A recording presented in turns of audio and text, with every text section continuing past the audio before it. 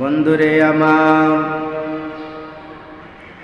হাদিস রাবি হচ্ছে হযরত ওমর রাদিয়াল্লাহু তাআলা হতে বর্ণিত আছে, তিনি বলেন রাসূলুল্লাহ সাল্লাল্লাহু আলাইহি ওয়াসাল্লাম বলেছেন, যখন মুয়াজ্জিন আযান দিবে, যখন মুয়াজ্জিন মসজিদের মাইকে আযান দেবে, মুয়াজ্জিন যা বলে তোমরা তাই বলো। বন্ধুরে আমার, মুয়াজ্জিন যখন বলে আল্লাহু আকবার আল্লাহু আকবার, যখন মুয়াজ্জিন মসজিদের মাইকে এইভাবে আযান দেবে, তখন শ্রোতাকে বলতে হবে আল্লাহু আকবার আল্লাহু আকবার। যখন মুয়াজ্জিন বলবে আশহাদু আল্লা ইলাহা ইল্লাল্লাহ, তখন শ্রোতাও বলবে আশহাদু আল্লা ইলাহা ইল্লাল্লাহ। যখন মুয়াজ্জিন বলবে আশহাদু আন্না মুহাম্মাদার রাসূলুল্লাহ, তখন শ্রোতাও বলবে আশহাদু আন্না মুহাম্মাদার রাসূলুল্লাহ।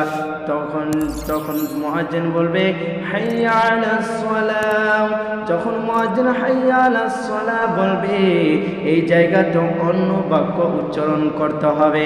একটি ছোট্ট দোয়া আছে, সেই দোয়াটি পাঠ করতে হবে।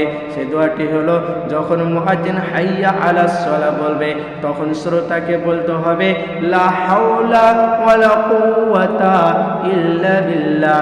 যখন মুয়াজ্জিন বলবে হাইয়া আলাল ফালাহ, তখন শ্রোতাকে বলতে হবে লা হাওলা ওয়ালা কুওয়াতা ইল্লা বিল্লাহ।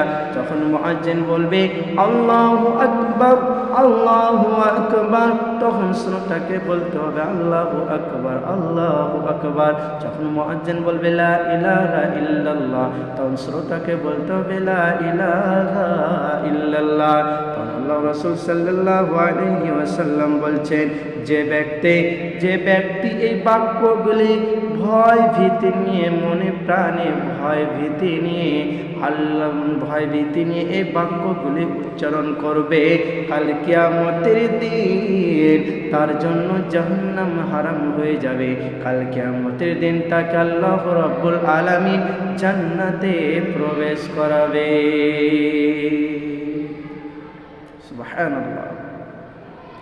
তবে দেখেন, এই হাদিসের দ্বারা এটাও প্রমাণ হলো যে মুয়াজ্জিন যখন আযান দিবে, মুয়াজ্জিন যে বাক্যগুলি বলবে, সেই বাক্যগুলি আমাদেরকে সঠিকভাবে, সঠিক নিয়মে, সহি তারিকায় আমাদেরকে উচ্চারণ করতে হবে। এর বিনিময়ে আল্লাহ পাক রব্বুল আলামিন কাল কিয়ামতের দিন আমাদেরকে জান্নাতে প্রবেশ করাবেন। আলহামদুলিল্লাহ, সুবহানাল্লাহ। কিন্তু আজকে আমরা সঠিক পদ্ধতিতে, সঠিক নিয়মে, সহি তারিকায় আজকে আমরা আযান দিই না। আল্লাহ যেন আমাদেরকে সহি তারিকায়, সহি পদ্ধতিতে আযান দেওয়ার তৌফিক দান করেন।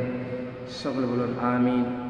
আমরা যেন সহি তারিকায় সেই বাক্যগুলি সঠিকভাবে উচ্চারণ করে আযান দিয়ে যেন আমরা কাল কিয়ামতের দিন জান্নাতে প্রবেশ করতে পারি। এই তৌফিক যেন আল্লাহ আমাদের সকলকে দান করেন। সকলে বলুন